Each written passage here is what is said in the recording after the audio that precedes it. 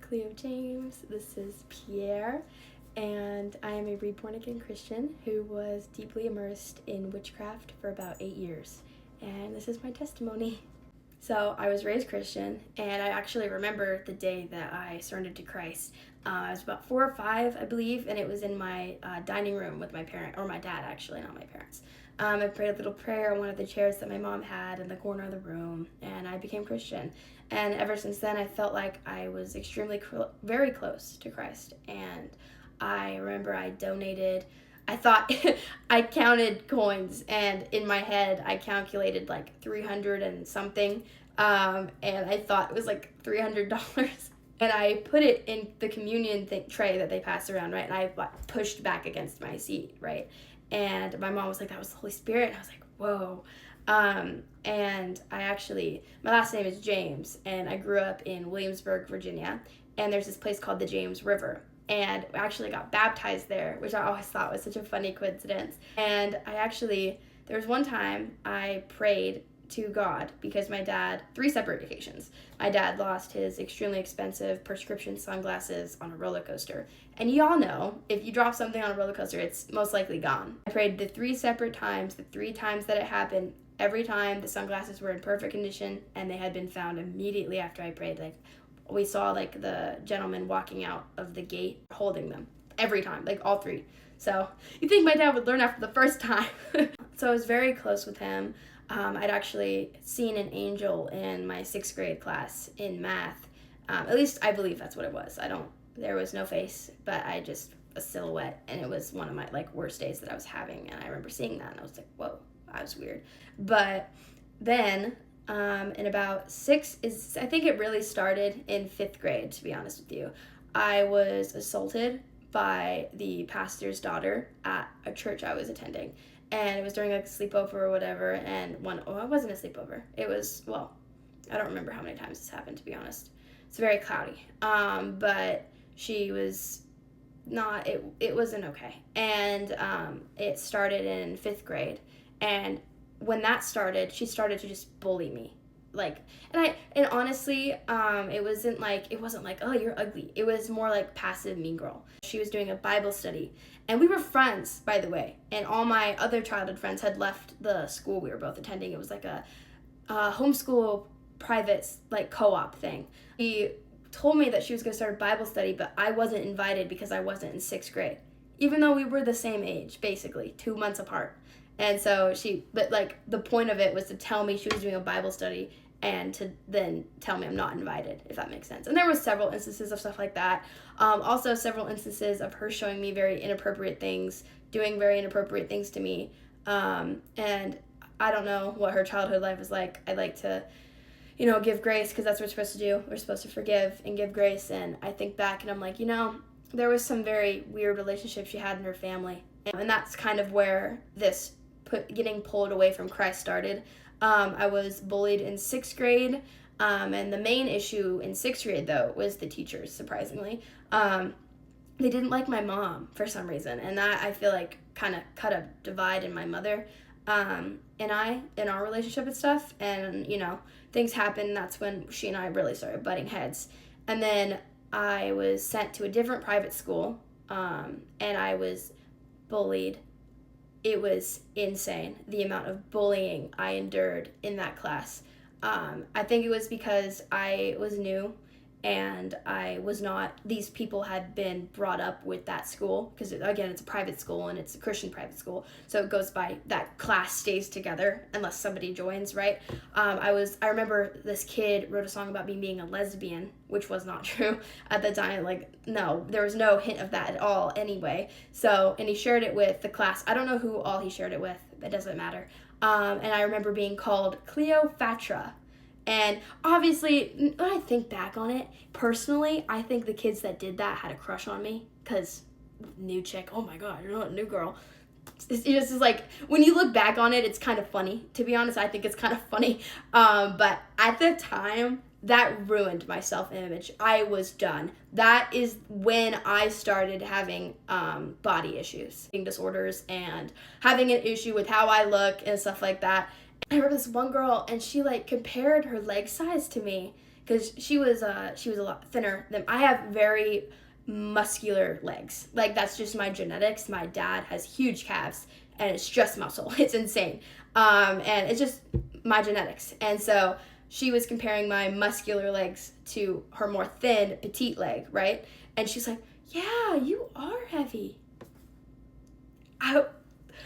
So that, that just severe bullying from that school. I remember at the end of the school year, they did stuff. It was just it just like things that came to light that I wasn't supposed to know about, and it ruined my mental health.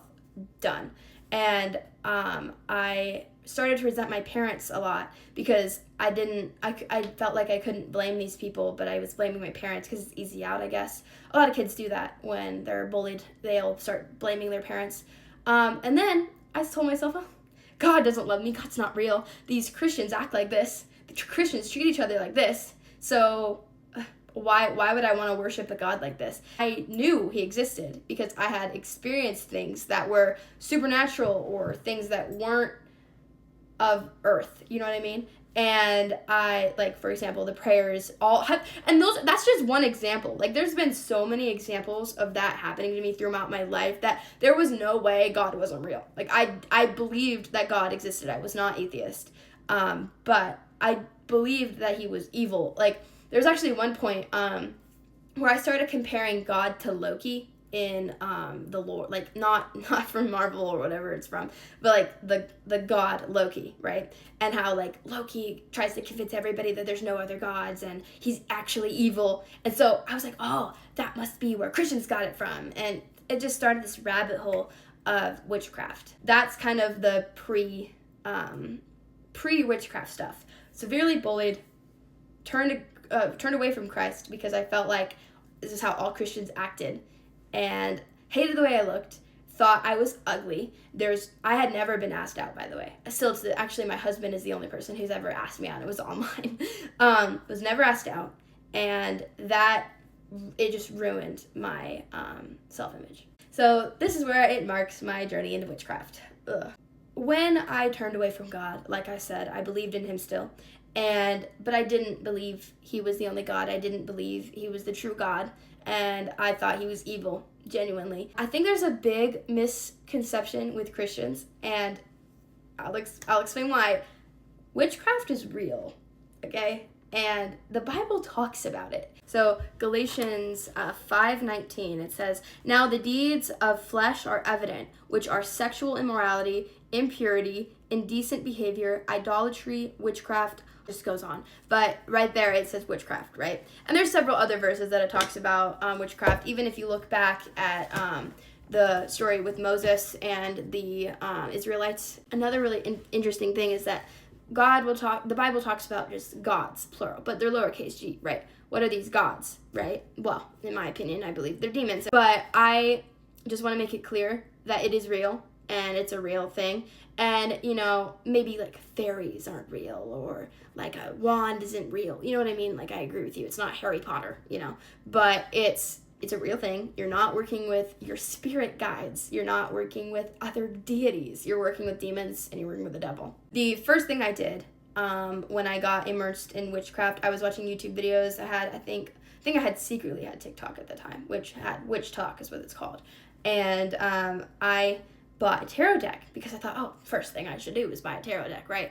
Oh, so the first mistake that I made with that is I bought my first tarot deck. What you're supposed to do is be given a tarot deck first, which who knows if it really makes a freaking difference. Witches will tell you it makes a difference, but in my opinion, you're still working with demons, so I don't think there's a safer method. But I bought my first tarot deck, and I was like connecting with it. You're supposed to carry it around, and you're supposed to like get to know it, ask it questions, just like practice questions, get to know the energy. And I remember asking it, I was like, how long are we gonna be together? Like, how long will I have you? And it told me a very short time. And it said August is when we won't be together anymore. And that was like in 2 months. I was like, no way, I probably just read that wrong and whatever. 2 months later, I go to Oklahoma to see my grandmother, and I brought it with me. And my parents we were having it. There was obviously demonic presence in the house, and we were fighting and yelling and screaming. There were issues with my grandma. There were issues with my uncle. Just all of these problems that were just so out of the ordinary. And my mom, I accidentally sent a picture of my reading to my mother.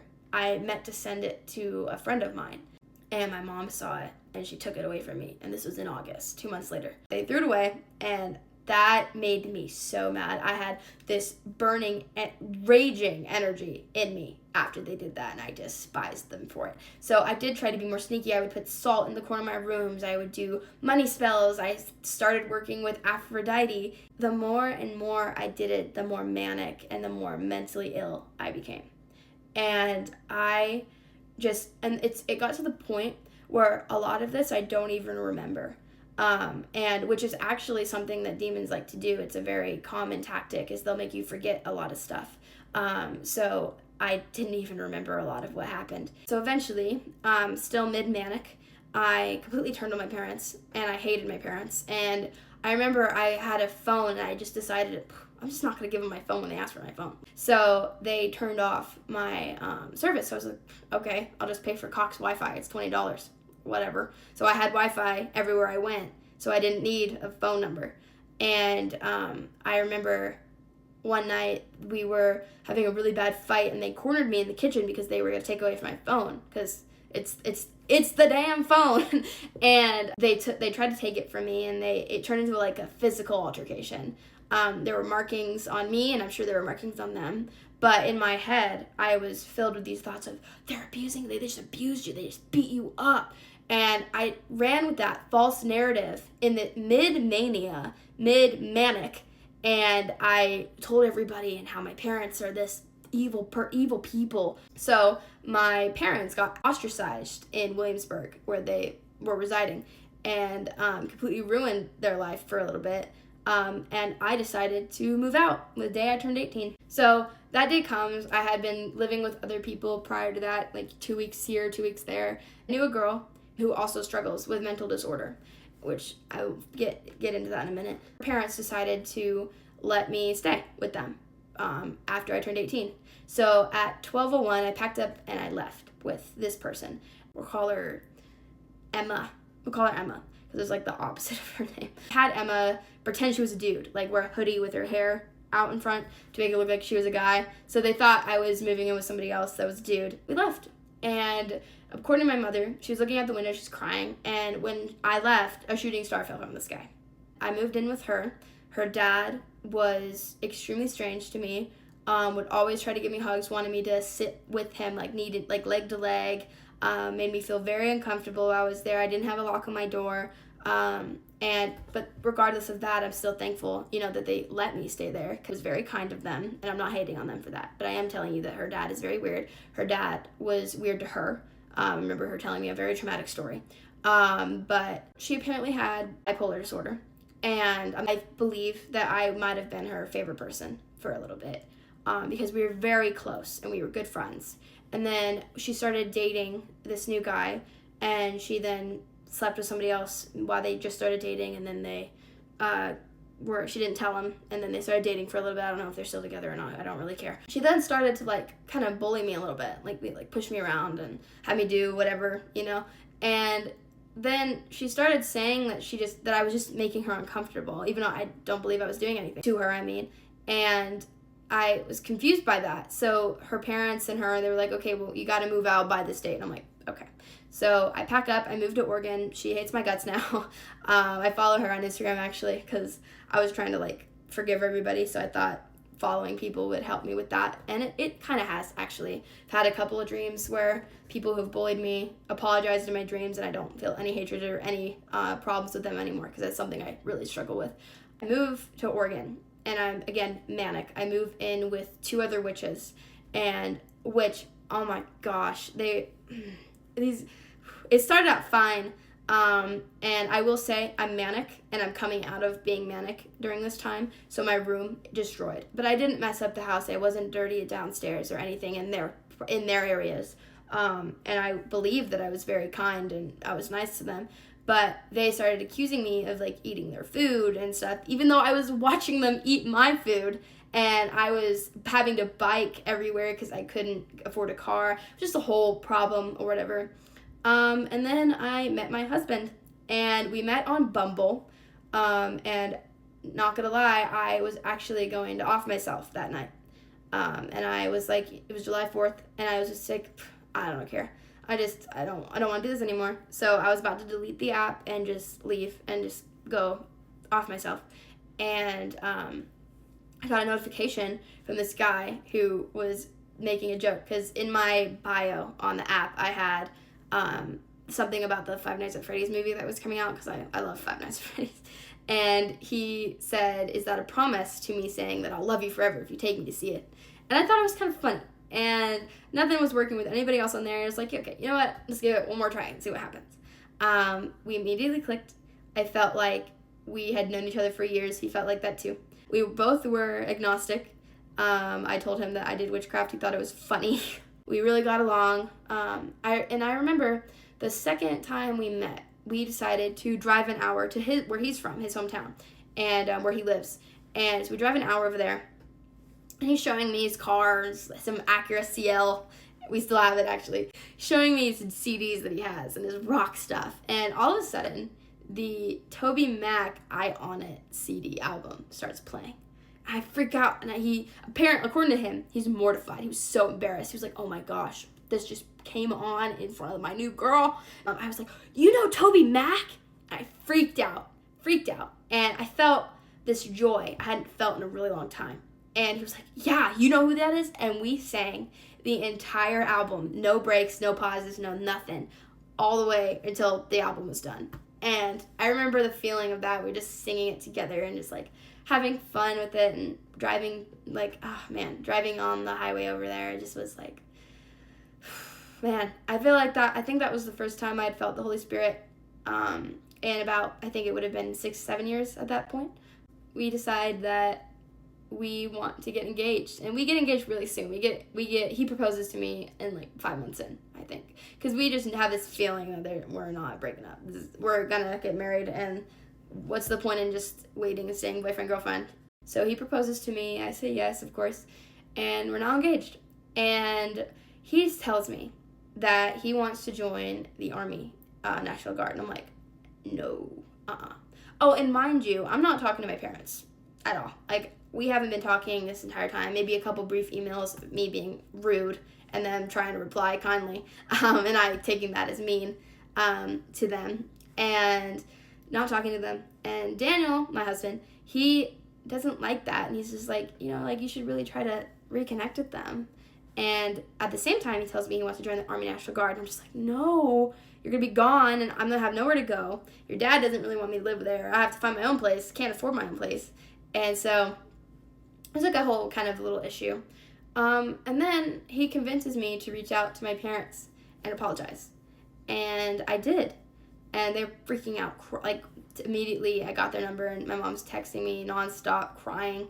And it was a very, emotional reconnection. I talked to my dad for the first time, and I talked to my mom for the first time. They meet Daniel and everything. And my dad is ex-Air Force. So, in my opinion, Air Force is so much better. No offense to you Army guys.